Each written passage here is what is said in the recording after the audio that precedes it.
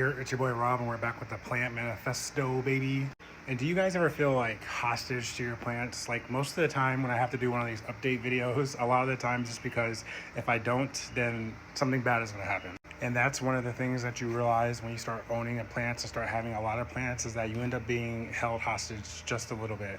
But as always, we are here with a plant update, and it's because I'm being forced. I'm being shackled by this plant. And the culprits that we are talking about today is our pink banana. So this is going to be the first pink banana pup that came off of my mother plant, the one that we pulled off not too long ago. This is going to be an update video on both of those babies. But as you can see, these roots are pretty much growing out of the bottom very vigorously. So it's definitely time for me to go ahead and repot this.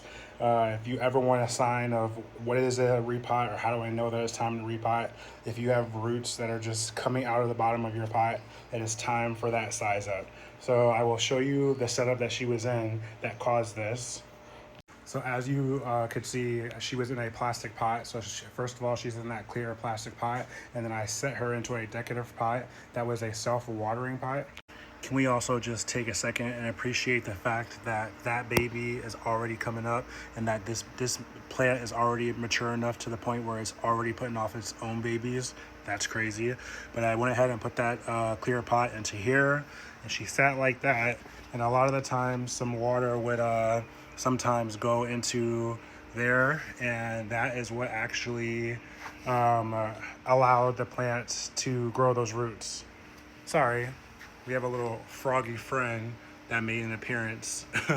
As always, we're going to use our dry aerosol mix, which is going to be the Fox Farm Perlite Horticultural Charcoal, wood chunks, sphagnum moss, anything that makes it airy. We're going to use that as the base. My job is to now try to get this free while trying not to lose as many of these roots as possible. But if we do lose some, they always grow back. I need you guys to just go ahead and take a second and appreciate my greatness. I pulled this all out at once. Relax.